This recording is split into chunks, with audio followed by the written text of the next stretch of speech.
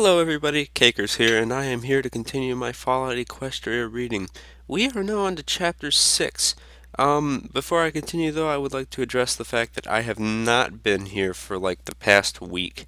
Some things have been going on, uh, personal issues, so life happens, you know. But I am here now, and I am here to continue. So, let's get on with it. Chapter 6. The Truth of the Matter. 'Tis better to be alone than in bad company. Hello, my name is Scootaloo. You probably know me, since I am pretty famous, for my awesome performance at events like last year's Gallops, or maybe just as the founder of Red Racer. None of which means a damn anymore. Of course, if you're hearing this, that means Omega level threat protocols have been enacted and you are now. Ah, damn it. Sorry.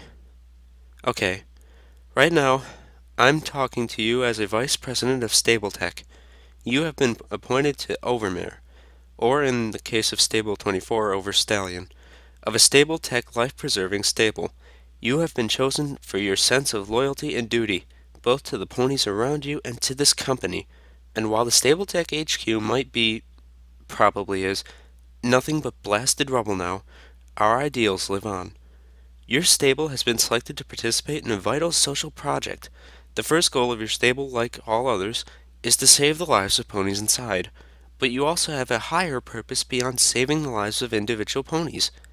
We here at Stable Tech understand that it doesn't do ponykind any good to save ourselves, now only to annihilate each other later.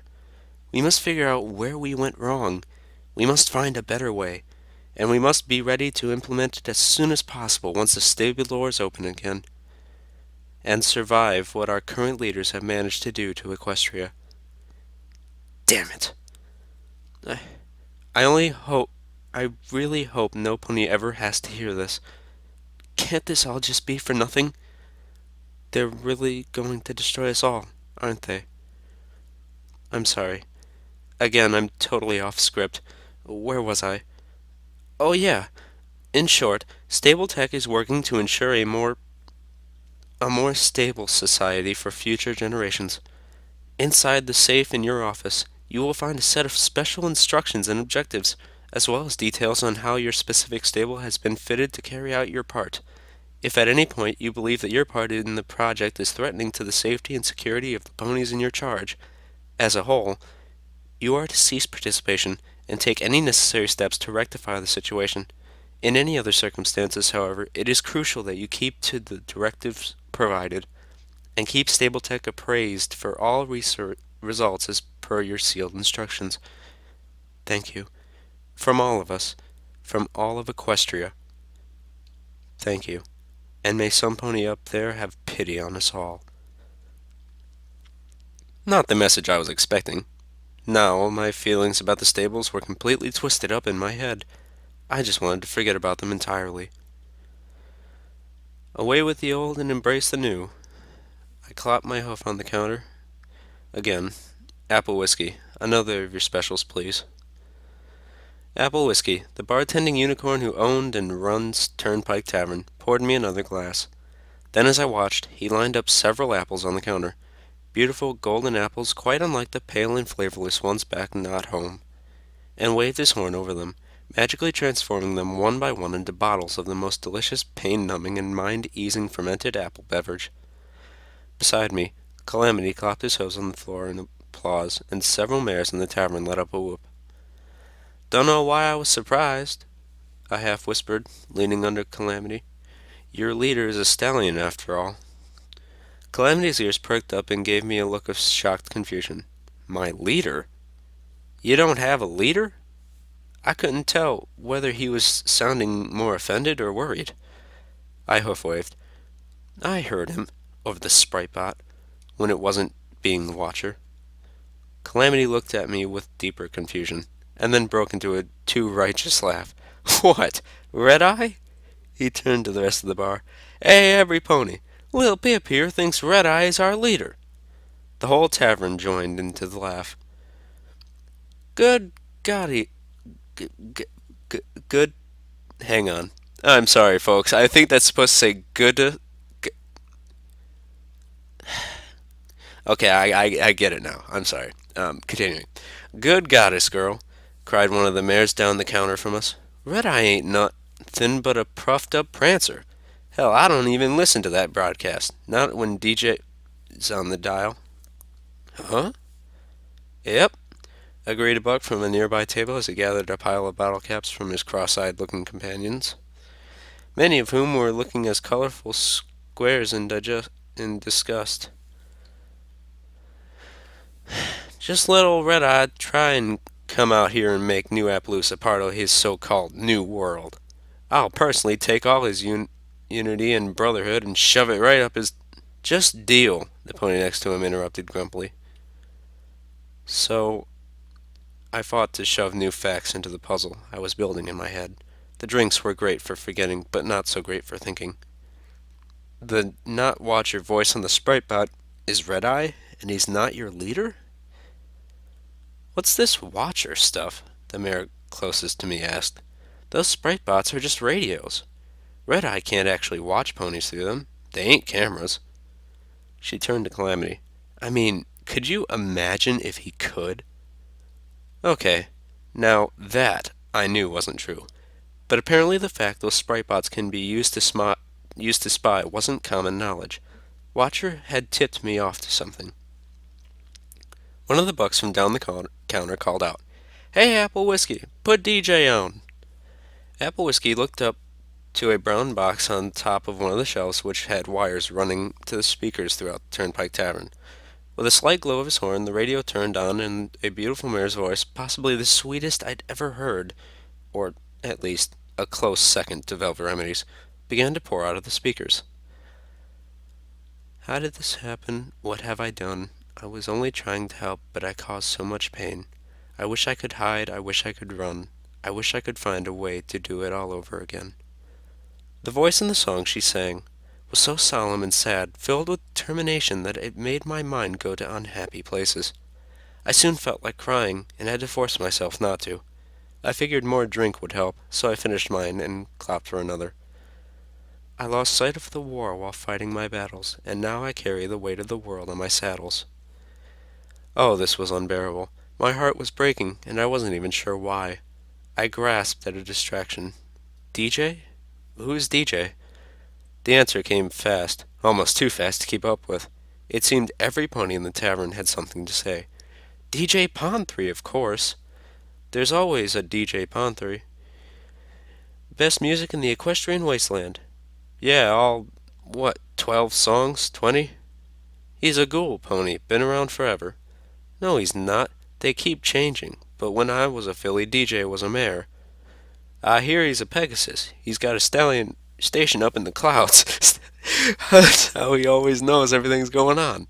That's stupid. Every pony knows DJ Pond3's station comes out of 10 Pony Tower in the Manhattan ruins. He is too a ghoul pony. He's been around since before the war. I heard the original DJ Pond3 was actually a mare named Vinyl Scratch, who was killed when the zebra balefire wiped Manhattan, but her nephew was spared, being a 10 pony and all, and took up the mantle. I heard it was her sister. My head was spinning. Calamity was smirking at me, leaning close. He whinnied, There's always a DJ Pond3. And in the background the voice of seemingly infinite beauty and sadness cried out, How can I fix this? How many times must I try? Please, this time, let me get it right. The music died away and the voice came over the radio. This is DJ Pond3, and that was Sweetie Belle singing out about the one great truth of the wasteland. Every pony has done something they regret, and now, my little ponies, it's time for the news. Now, you ponies remember when I told you about those 2 ponies who crawled themselves out of stable 2? Well, I've been getting reports that one of these little ponies took out the raider nest in the heart of Ponyville and saved several pony captives, including the beloved author of the Wasteland Survival Guide, Ditsy Doo. Hey, kid, thanks. From all of us. And now the weather. Cloudy everywhere, with a chance of rain, gunfire, and bloody dismemberment. I didn't really hear the rest. I was too stunned. I was on the radio. DJ Pond3 was talking about me. My heart mixed with pride and panic. The latter quickly swallowed the former. I'd been outside less than a week, and I already had a reputation that was spreading all across the equestrian wasteland. A reputation that built me up into some pony far more heroic and capable than I actually was. One last thing. The other stable dweller was last seen out near Appaloosa. My prayers go out to that one, and that's the truth of the matter. Now back to the music. Here's Sapphire Shore singing how the sun can't hide forever. From your lips to Celestia's ears, Sapphire. For a moment, everything seemed to stop. What? I turned to Calamity. Near Appaloosa? I thought this was Appaloosa. Calamity snickered, still not done having fun with me over my wasteland ignorance. No way, little Pip.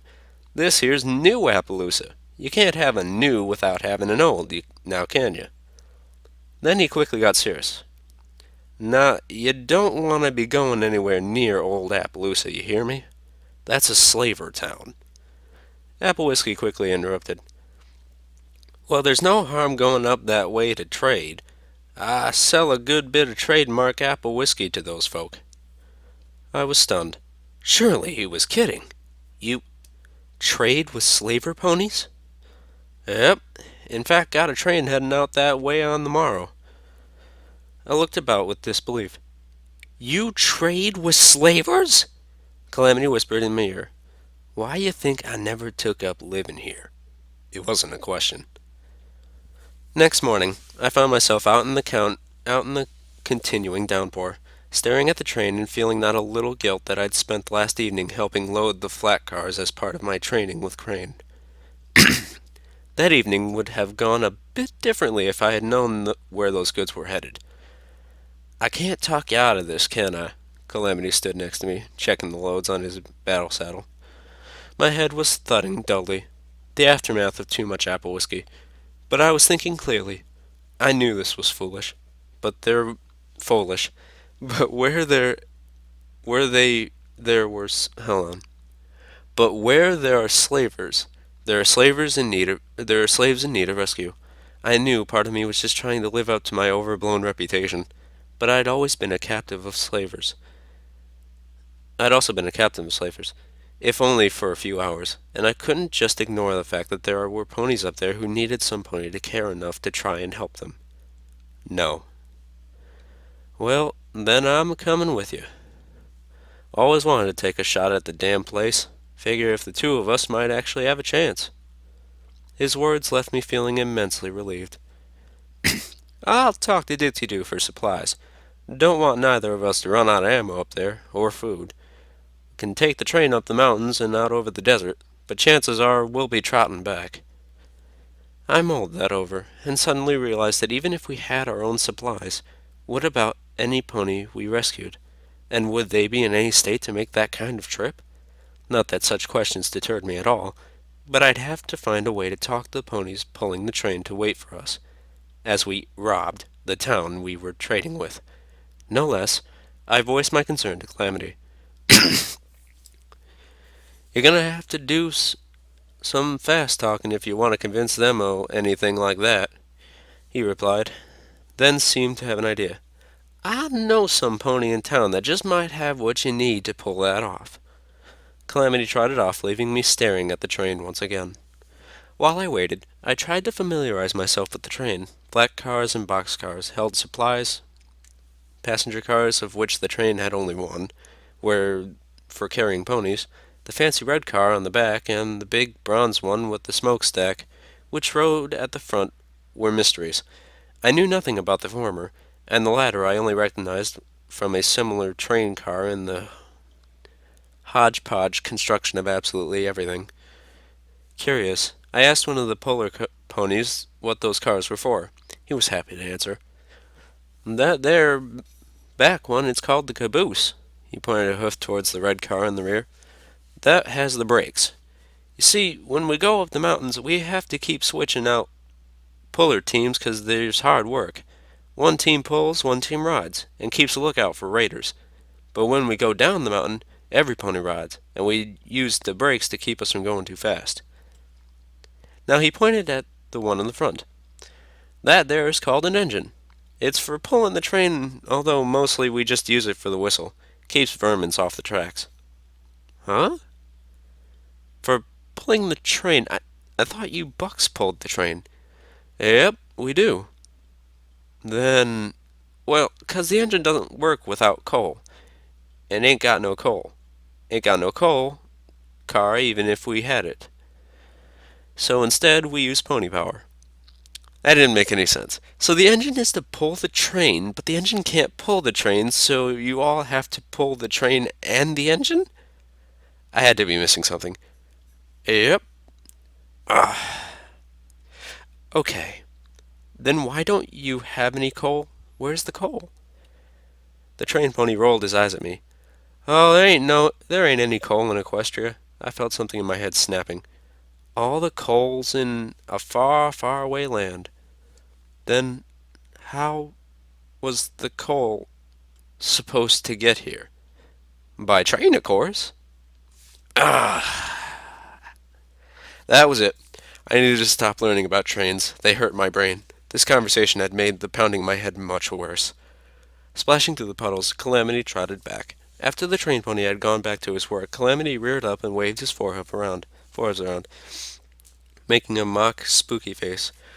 Ooh, all the coals in strange, faraway lands, full of zebras. Ooh!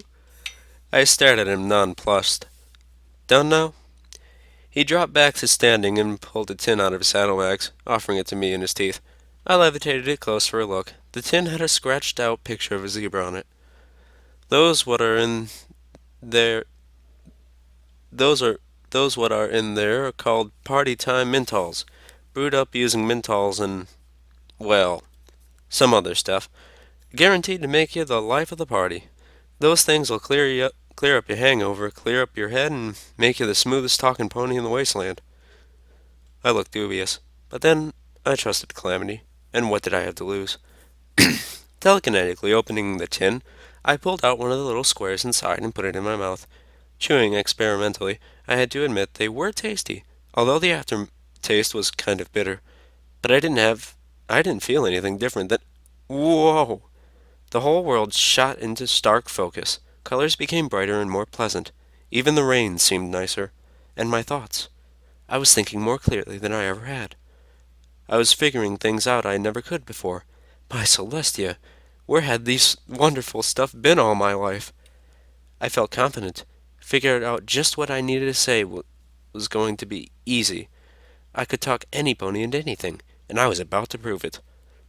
Hours later, I stared out the window of the passenger car, watching the landscape roll by. Or, at least, as much of it as I could see, considering the sky had darkened and the rain had escalated again.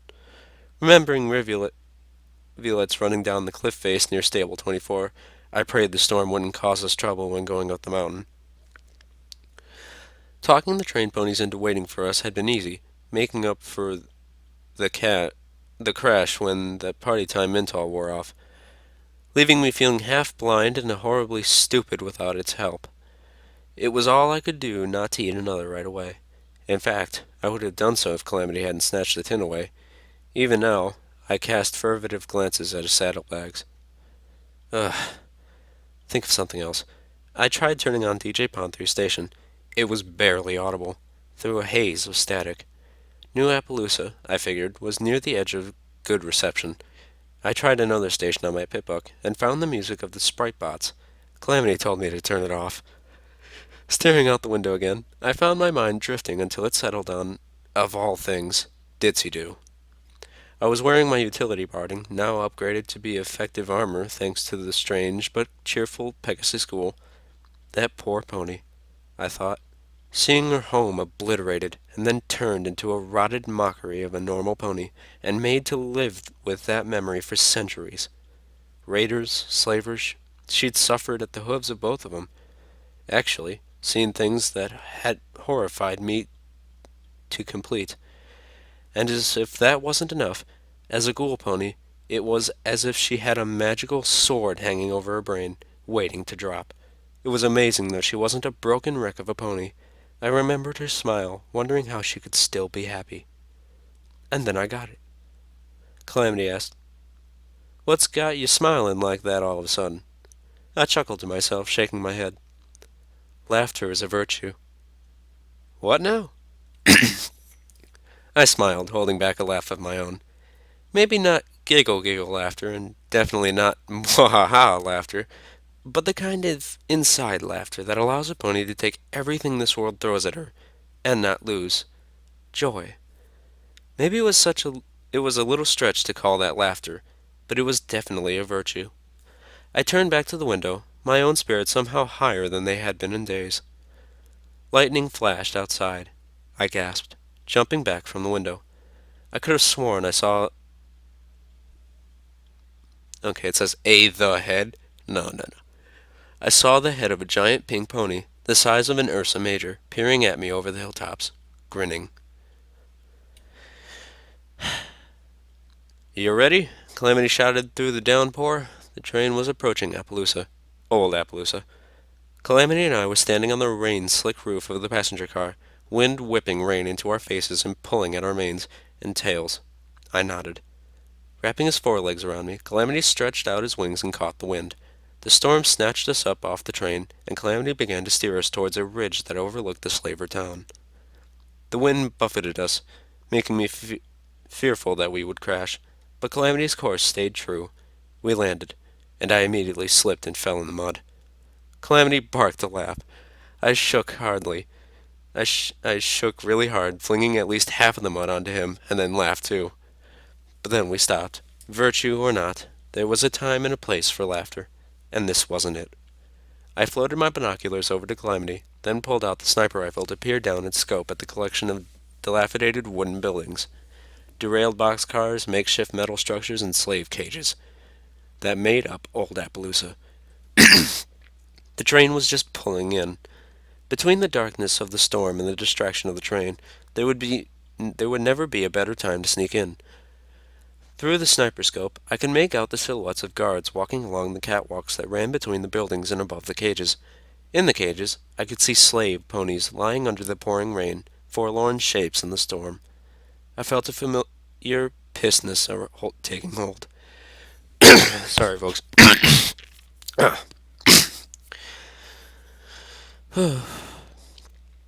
Calamity, you stay up here. I'm heading down. I didn't come all this way to stay back. I levitated the sniper rifle to him. You're my cover, and my quick exit if things go bad. Unless you think you'd be better at picking those locks, and I'd be better at flying you out. He clearly wasn't happy, but conceded to my point. Pulling out little Macintosh and checking to make sure it was loaded, I started down the slippery ridge. I didn't want to use the gun. Not that I was feeling particularly live and let live about slavers. It was just that, for all the things little Macintosh was, it wasn't quiet. I was most of the way to the first set of cages when a flash of lightning illuminated the landscape, starkly. If it hadn't, I would have been dead a moment later. As it was, I was merely screwed. Mines. All around the cages. The fucking slavers had scattered mines. The rain has washed away the dirt, covering some of them, the orange metal casing reflecting the flash of light. There were surely more, but I had no idea how many, or where. After my session with Crane, I was much better at self-levitation, but that only got me to the fence. I was far less confident that I would have the power to levitate all the slaves to safety. "Hey, who's there?" A voice out of the darkness. A slaver pony. I wasn't the only pony to have seen something in the flash of light. Damn it. I scooted, moving as stealthily as I could. I hated to leave the slave pens, but I needed more time if I shot. I'd bring the whole place down on me. If I tried to take out a slaver pony with my hooves, I knew he'd be able to call for help before I took him down. So instead, I decided to hide, slipping into the nearest shack. I immediately regretted it. The shack was only a few rooms, and from the one upstairs, I could hear what I really hoped was two slaver ponies going at it. I felt both embarrassed and disgusted. Trying not to make a sound, I looked about for a place to hide. I didn't want to be standing right inside the door if that guard pony decided to take a peek into the shack. I also started peeking into boxes. I knew this was stealing, not just scavenging. But these ponies stole other ponies, so I didn't figure they had any standing to complain. With a screwdriver and bobby pin, I didn't even spare the lock box I found in the next room.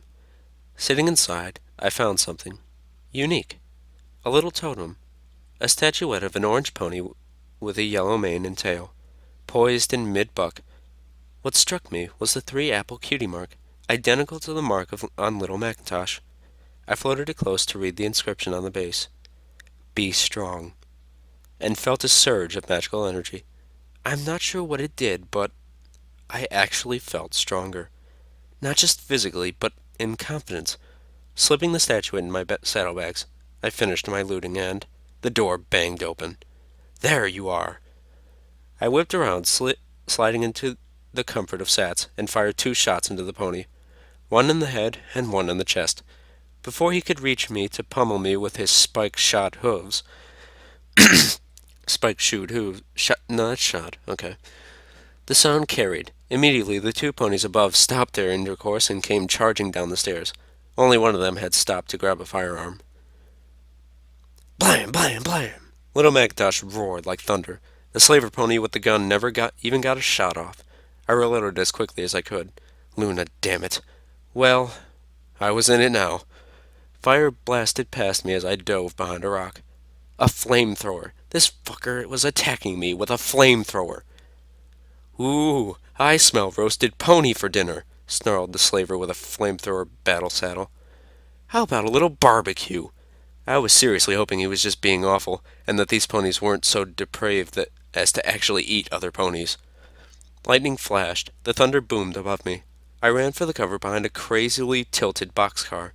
Flame whooshed out behind me, catching my tail. With a yelp, I thrashed at a nearby puddle with it until the flames disappeared. Ow, ow, ow! Come out, wherever you are. Cringing back, I brought out the combat shotgun. Little Macintosh had finally run out of bullets 5 dead slavers ago. 2 of those had been unicorn slavers wielding shotguns, and now I was in no danger of running out of shotgun shells any time soon. The flamer slavers stepped out round the corner and got a faceful. He went down hard.